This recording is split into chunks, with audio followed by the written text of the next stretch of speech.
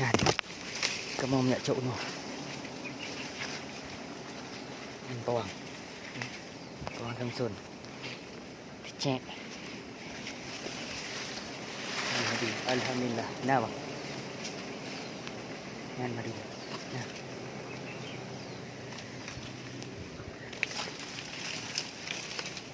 Oke.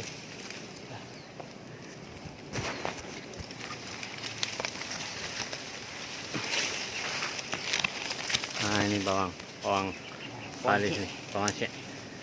Ini lebahnya, ini sarangnya. Nah, itu kepala madunya. Yang diambil kepala madunya, jangan sarangnya. Nah, ini anaknya nih semua. Banyak sekali, besar sekali ini.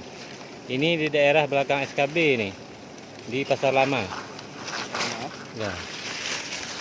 Nah, itu Pasar Lama. Nah, ini di tepi sawah. Nah, ini sudah dipotong cara pemotongannya ya. Nah, Yang pas. potong kepalanya. Nah, itu.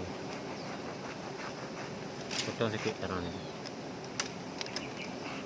Potong sarangnya sedikit terpaksa karena nanti dia takut jatuh ya. Nah, ini udah tinggal kepala madunya. Udah dikosongkan sedikit tapi nggak apalah. Masih ada rezeki. Nah, ini proses pemotongannya.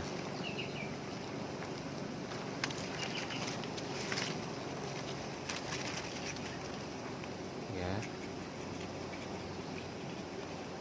Bismillahirrahmanirrahim. Allahumma shalli. Ini sarang lebah, kepala sarang lebah semoga menjadi obat bagi kita semua, bagi yang membutuhkan. Amin ya rabbal alamin. Semoga menjadi obat Untuk kita semua.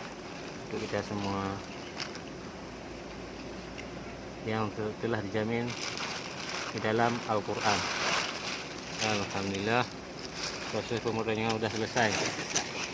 Alhamdulillah ada rezeki Sedikit. berapa yang ada karena udah terlambat sedikit. Nah, ini selesai. Kembali. Ya, kembali terus lebahnya. Kembali ke sarang balik. Ya, kembali terus. Nah, nanti bikin lagi. Bikin lebih besar lagi. Bikin lebih besar lagi ya. Semoga rajin-rajin buat madunya.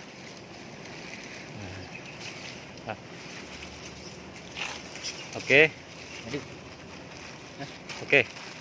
Udah ya. Nanti kami mau turun. Oke, terima kasih.